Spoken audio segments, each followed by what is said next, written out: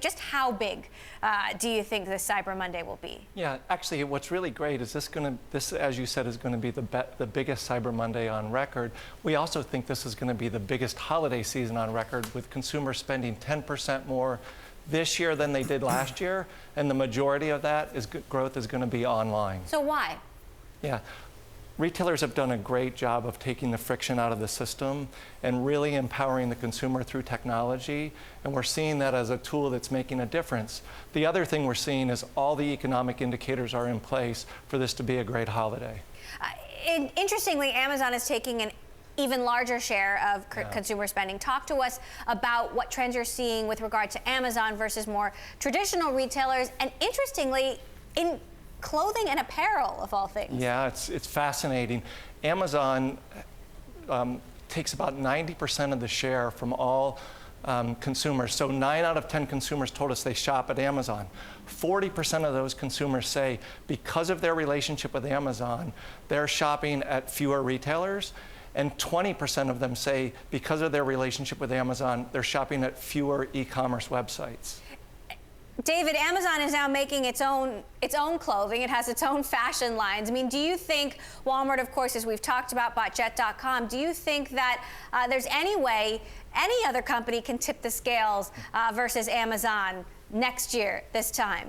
Tip the scales? No. I think Amazon's lead in e-commerce is so formidable that there's no way even Walmart can really significantly dent its lead, although obviously in buying Jet, Walmart seriously wants to do that. I do think there's always a counter reaction to everything. One of the most interesting statistics I saw in the PwC report was that 56% of consumers seek out independent retailers. So I think now ordinary shoppers are starting to realize that these monoliths are starting to really hurt their local community stores, and they want to help them. And that's interesting, and that could be a big trend down the road.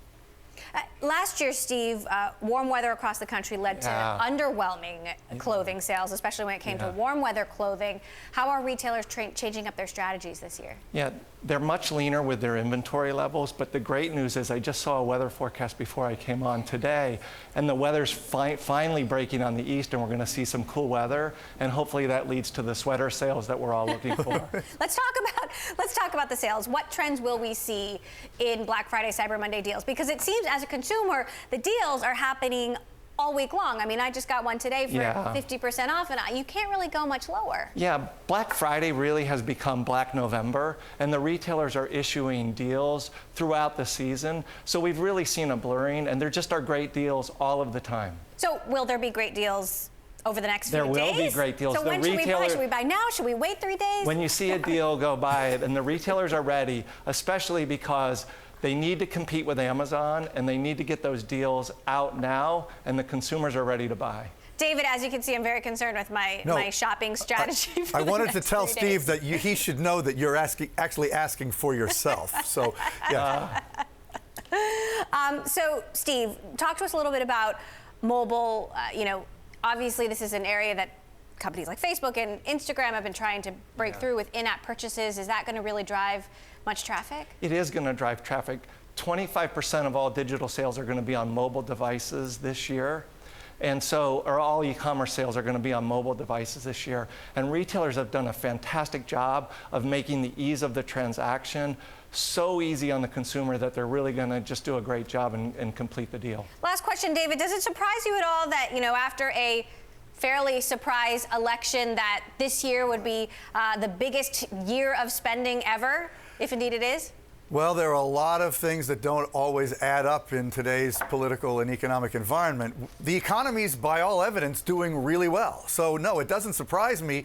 There is a lot of optimism about our individual lives, even though we may seem to have a lot of pessimism about who our leaders are. So, no, it doesn't surprise me, but I think, we're in a very strange time with a lot of things that are hard to understand. Let's just put it that way.